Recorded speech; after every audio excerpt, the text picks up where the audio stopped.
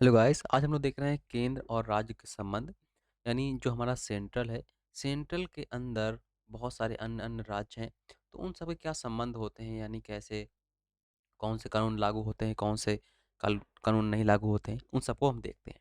तो कहता है, भारत में केंद्र और राज्य संबंध किसकी ओर उन्मुख है। इसका मतलब ये है कि अगर केंद्र भी कानून बनाता है एक सब्जेक्ट पे और उसी पर राज्य भी बनाता है, तो किसके नियम लागू होंगे? तो उस पर लागू होंगे, केंद्र के नियम लागू होते हैं। जैसे मान लीजिए, समवर्ती सूची में जितने विषय होते हैं, उन पर जो होता है, केंद्र भी कानून बना सकता है और राज्य भी कानून बना सकता है। अगर राज्य ने बना दिया है तो अपने राज्य पर लागू रखेगा, लेकिन अगर केंद्र ने बना दिया है तब वो सभी राज्यों पर लागू होंगे। ठीक है। आगे कहता है, संघवाद की प्रणाली को किसके संविधान से ग्रहण किया गया है? तो ये कनाडा के संविधान से ग्रहण किया गया है। कहता है, केंद्र तथा राज्यों के बीच विभाजन की परिधि को किसको बाहर रखा गया है? तो जो केंद्र और राज्यों के बीच जो विभाजन हुआ है, उन सब से न्याय को बाहर रखा गया है। न्याय का विभाजन नहीं होता है। ठीक है। आगे कहता है, केंद्र तथा राज्यों के बीच किसका विभाजन नहीं किया गया है? तो विधायी शक्ति, प्रशासनिक और वित्तीय शक्तियों का विभाजन नहीं किया गया है। सातवें अनुसूची में कौन कौन सी सूची अंतर्विष्ट है? तो सातवें अनुसूची में संघ, राज्य तथा समवर्ती सूची शामिल है। संघ सूची के संबंध में विधि निर्माण की शक्ति कौन प्राप्त है? यानी संघ सूची में विषय कौन बनाता है? तो संघ सूची में देखिए बनाता है केंद्र, अर्थात संसद बनाती है। राज्य सूची में राज्य बनाता है, विधानमंडल। और समवर्ती सूची में दोनों बना सकते हैं। ठीक है। आगे कहता है, संघ सूची में शामिल विषयों की संख्या कितनी है? तो संघ सूची में 100 विषय हैं। रेल, जल तथा वायु परिवहन किस सूची के विषय हैं? तो ये सभी संघ सूची के विषय हैं।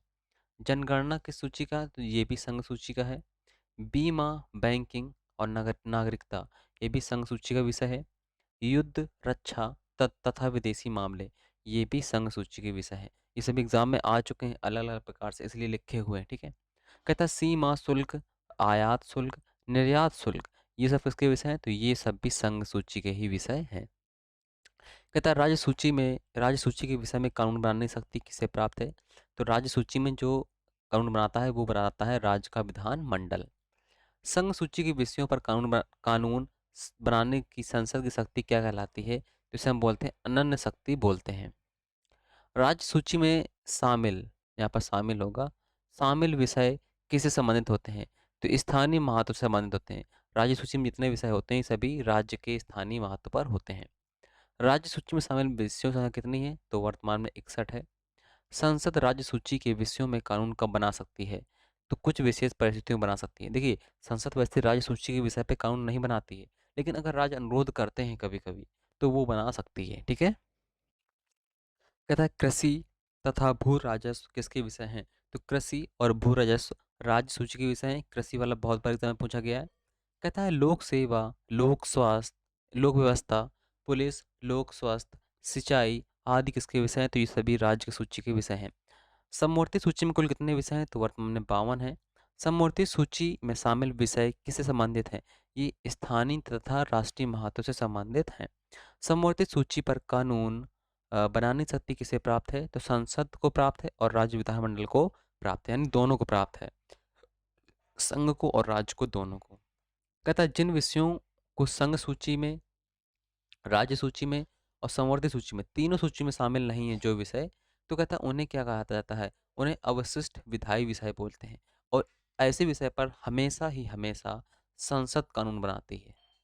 ठीक है। जो विषय तीनों सूची में शामिल नहीं है तो उन विषयों पर संसद ही कानून बनाती है। कहता है, परिवार नियोजन तथा जनसंख्या नियंत्रण किसके विषय हैं? तो दोनों समवर्ती सूची के विषय हैं।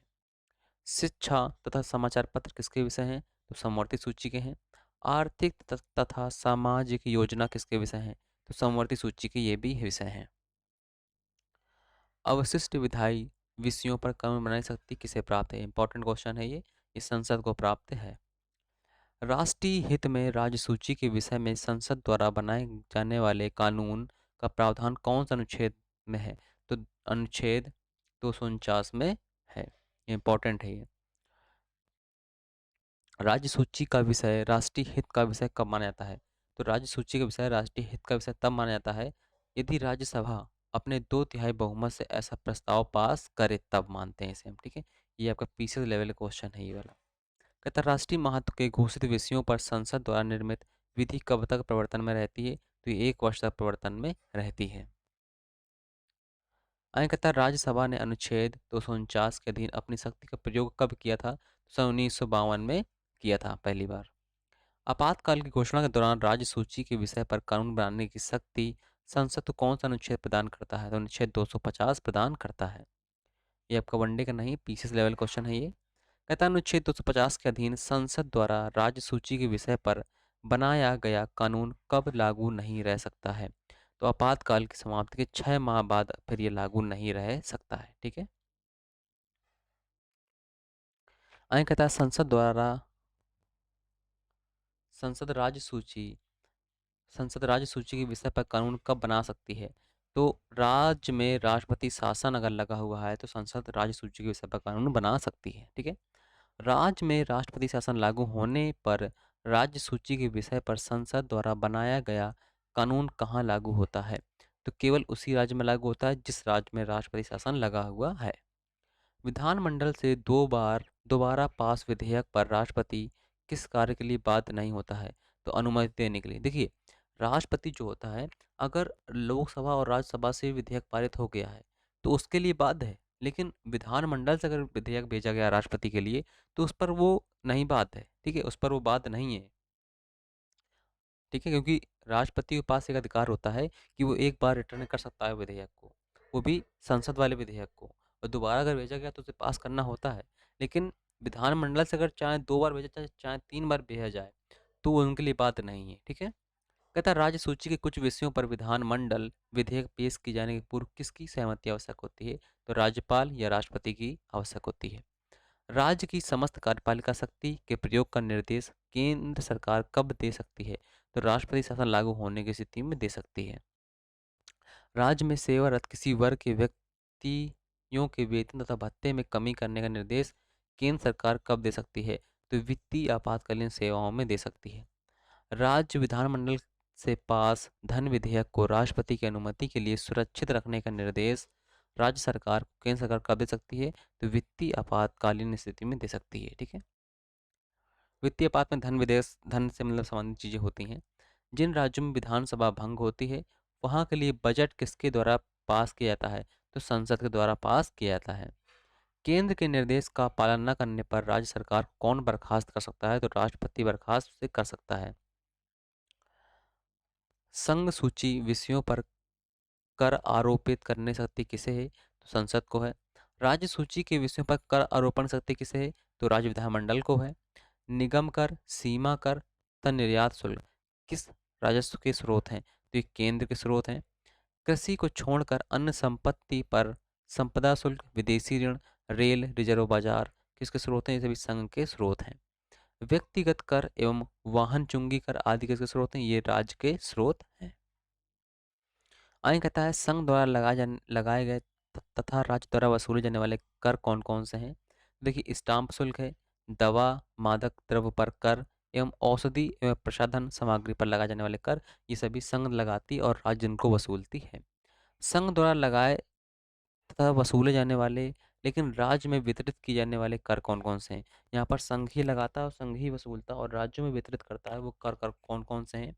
कृषि से भिन्न संपत्ति का उत्तराधिकारी शुल्क, समुद्री वायुमार्ग पर माल यात्रियों द्वारा लगाया कर, सीमा कर, स्टॉक एक्सचेंज तथा शेयर मार्केट तथा अंतरराज्यीय व्यापार पर संघ लगाता है, संघ ही वसूलता और राज्यों में बांटता है। राज्यों को सहायता अनुदान किसके द्वारा दिया जाता है? तो केंद्र देता है। भारत सरकार राजस्व की प्रतिभूति पर भारत से बाहर उधार लेने से असीमित है। मतलब कहता है भारत सरकार राजस्व की प्रतिभूति पर भारत से बाहर से उधार लेने के लिए असीमित है संघ को। इसका तात्पर्य ये है कि जो भारत है किसी विदेश से, किसी अन्य देश से या किसी अन्य संस्था से ऋण ले सकता है। तो कौन ले सकता है? संघ ले सकता है, जबकि राज्य नहीं ले सकता है। अगर राज्य किसी विदेश से ऋण लेता है, यानी किसी अन्य देश से ऋण लेता है, तो उसे केंद्र से पूछना पड़ता है, केंद्र से परमिशन लेनी पड़ती है। ठीक है। कहता किसे भारत से बाहर उधार लेने की शक्ति प्राप्त नहीं है? तो राज्यों को नहीं है बिल्कुल भी। ठीक है। जो भी राज्य लेते हैं तो वो भारत से संघ से पूछते हैं पहले। सरकारिया आयोग के संबंधित था। सरकारिया आयोग जो था आपका केंद्र राज्य के संबंधों से संबंधित था। सरकारी आयोग कब रिपोर्ट दी, तो उसने 1987 में रिपोर्ट प्रस्तुत की थी। प्रशासनिक सुधार आयोग तथा राजमन्नार आयोग के संबंधित है, तो ये दोनों केंद्र एवं राज्य के बीच विवाद को सुलझाने से संबंधित हैं।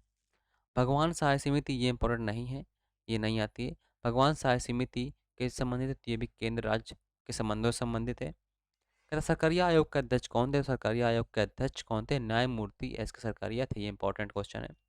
तो ग्रीन इंडिया मिशन में आप अपना योगदान दें और इस मिशन से जुड़ें, ताकि मिशन को जल्द से जल्द पूरा किया जा सके। इस वीडियो में इतना ही, मिलते हैं नेक्स्ट वीडियो में। Thank you, tata, bye bye.